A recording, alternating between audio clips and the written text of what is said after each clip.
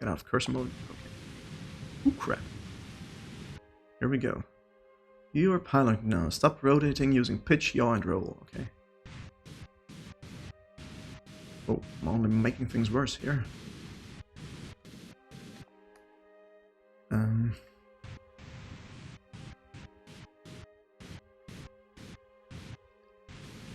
Where do I wanna... Crap. Okay.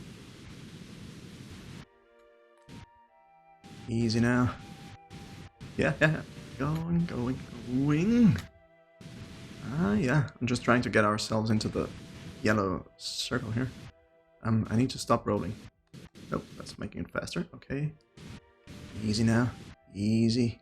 Still rolling. Okay, we're not rolling too much anymore. Let's go over there. Okay. Still rolling. Better. Sweet. Nicely done. Awesome. We did it, everybody. Attitude control is an essential skill for a spacecraft pilot. Master it, and you'll be well on your way to becoming an expert. You can try this again if you want, or press X if you're ready to move on. Let's try it again. Let's just try it again. I hope I have enough RCS fuel.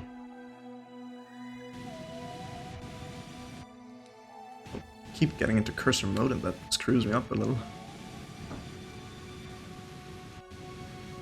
Okay.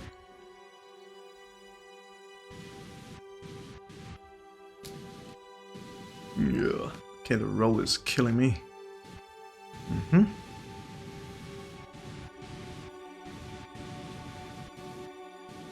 No rolling, please. Alright.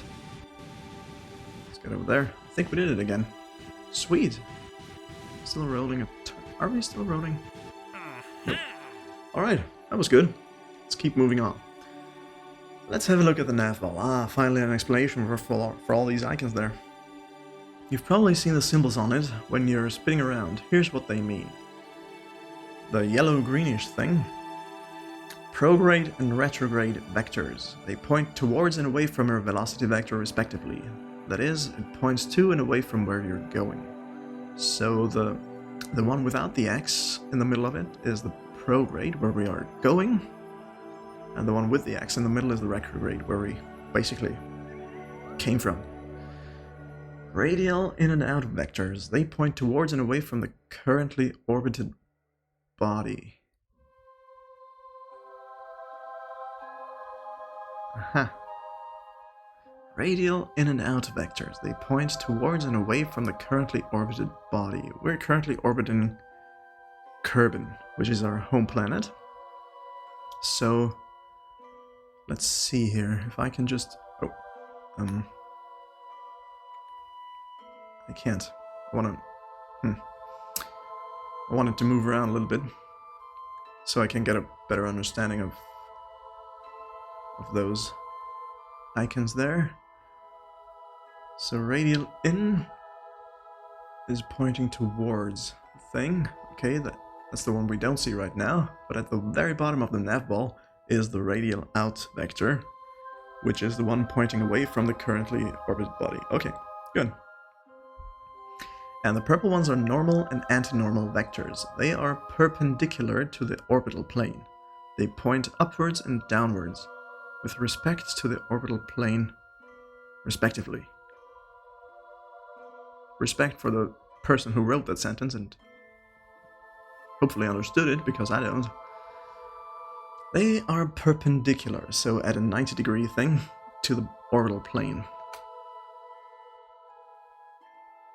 So I'm looking downwards on the orbital plane right now, so I should be on the vector perfectly right now, right? I don't see though how that translates to the nav ball there.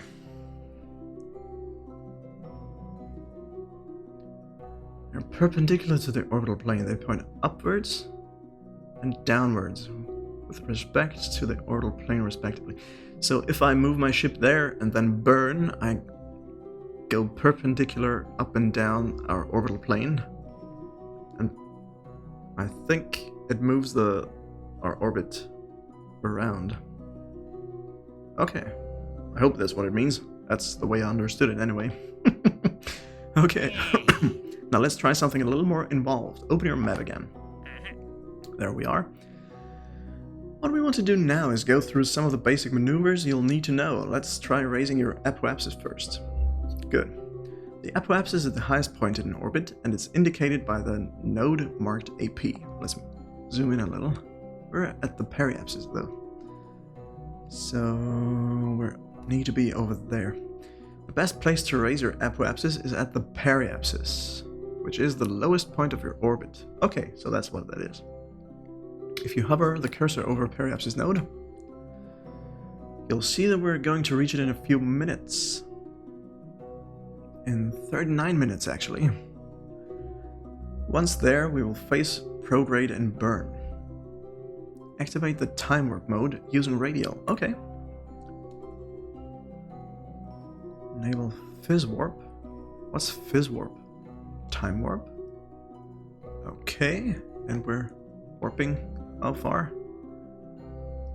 5 times. Oh, we missed periapsis. Crap.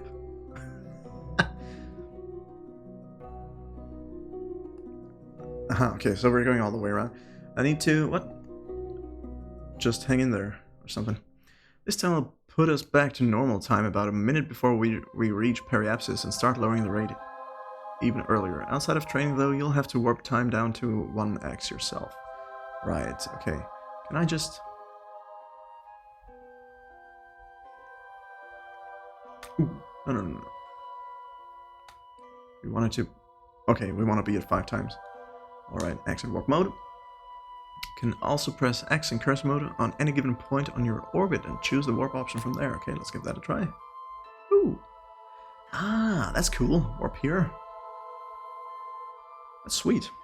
Alright, let's move this up a little.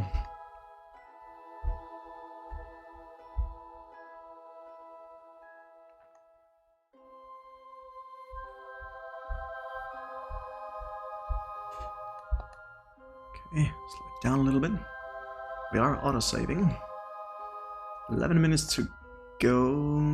Let's keep it going. 3, 8 minutes, 7, 5, 4, 3, okay. 2 minutes, I don't want to sit here for 2 minutes.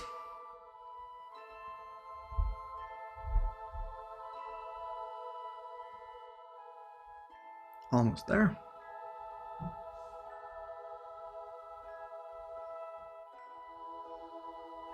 Okay, I'm gonna slow it down now. Let's zoom in.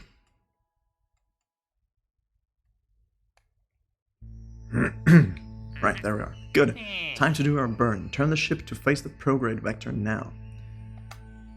I will. Where is it? It's over here. No, that's retrograde. So it should be on the other side of that. There it is. Easy. What? No. Why am I controlling this freaking window? No! Get lost.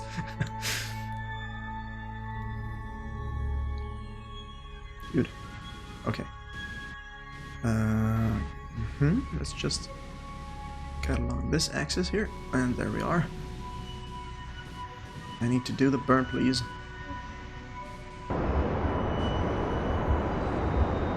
Notice how the opposite side of your orbit starts to accelerate.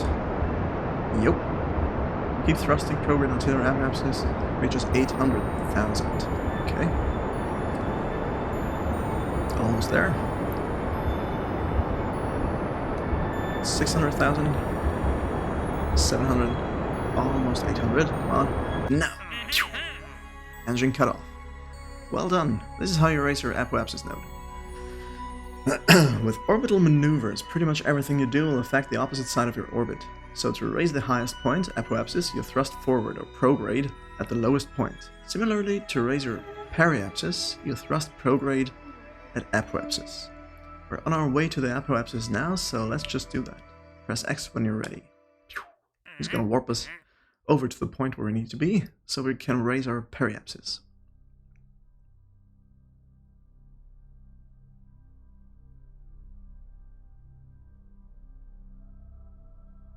Oh, I forgot to read that. Okay, we're on our way to the apoapsis now. Notice how your ship loses speed as we rise, does it? That's because we're climbing away from the planet, so we lose speed as we go higher, just like a ball does when thrown into the air back on Kerbal. The higher you are, the slower your orbit will be. Notice how the moon's orbital speed is around 540 meters per second. You can see this by hovering over the moon's marker. Where is the moon? That's because... Wait a second, I missed something here. While yours is far higher, that's because our orbit is so much lower than that of the moon. When we reach apoapsis, we will burn prograde again to raise the periapsis node and circularize our orbit. Okay, so we're gonna move the periapsis to 800 thereabouts as well. Good. I want to see the moon though. Where's the moon? It's over there. The moon. 542 meters per second. We're triple that.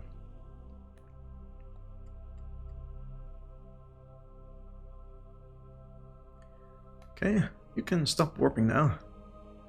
Okay, good.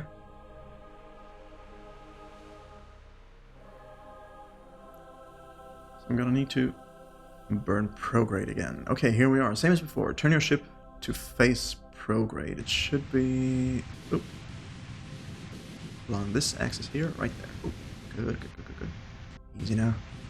Get it in the circle. Yes. Oh, no. Just a tiny little bit more. Okay, get SAS going.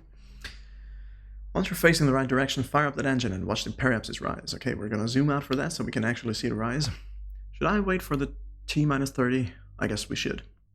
Let's give it a couple more seconds. While I'm still not entirely in the center here. I want to be. It's just wobbling around a little bit, but we're good. Still 12 seconds to go. 10, 9, 8, 7, 6, 5, 4, 3, 2, 1. Go.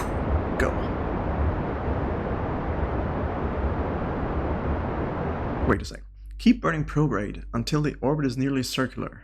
Eccentricity will be 0 when it's perfectly circular, so keep an eye on that. Eccentricity measures how elliptical your orbit is. 0 means the orbit is circular. Is there any other place to see this other than right here? Where's that number? 0.207. I don't see it anywhere, actually.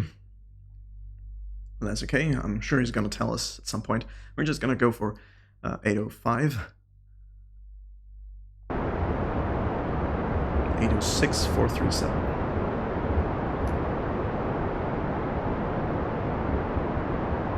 Easy there.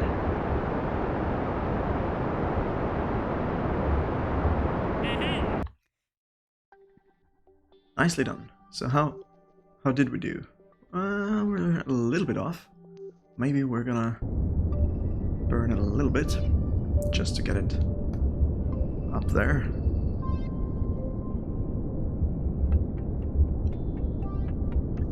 It's 10 now. 15. That's the poopiness of this. Okay, I'm not at the apoapsis anymore. That's why I can't raise the periapsis anymore, because I'm on the wrong side of things. All right, well, we're almost there. We're 13 kilometers eccentricity, I guess. Nicely done. This is how you change the size of your orbit. This maneuver should come in handy in many situations. Next, we'll look into changing your orbital inclination. Okay, that's where the what was it called? The normal and anti-normal vector thing comes in. Press next. Your orbital inclination is the angle between your orbit and Kerbal's equator. Okay. If you've managed to maintain a reasonable amount of control so far, we should still be in a nearly 0-degree inclination orbit. How do I see that? Looks like it.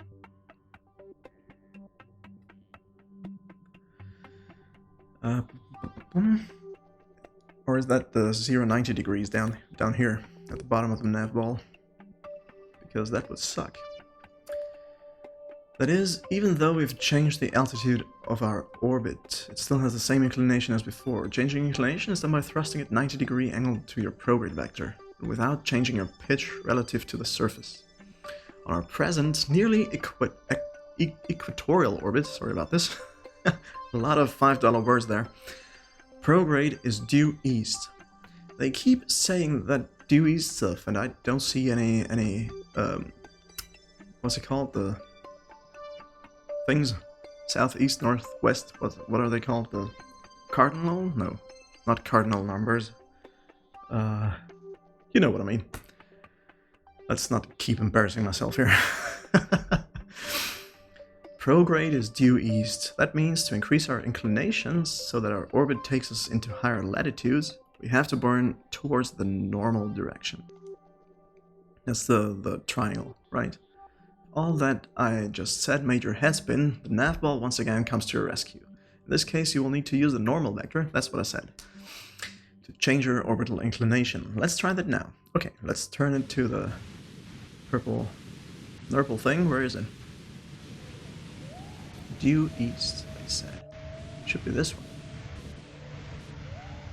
Do you see an E here somewhere? I do see an N here, that's interesting. See that right here? There's an N.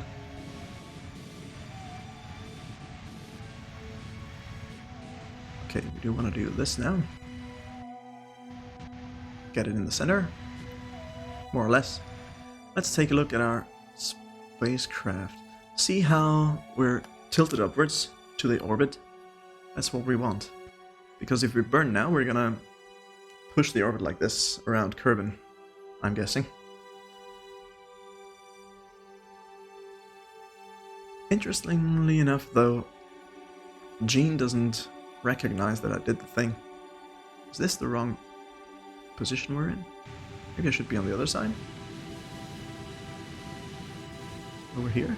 No, that's the anti-normal vector. Huh. Okay. Nope, don't start wobbling here. Let's just try and get this straight.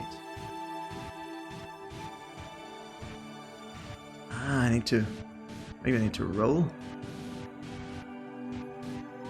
Let's first stabilize this so I can roll. Is this what I wanted? Nope. Okay, let's roll this way then. Keep burning a little bit. Okay.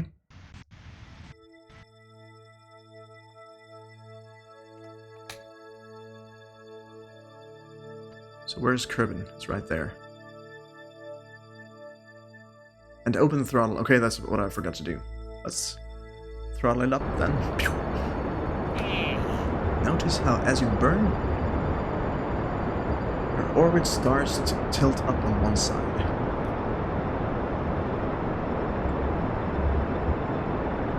It certainly does. That's not what I expected to happen, actually.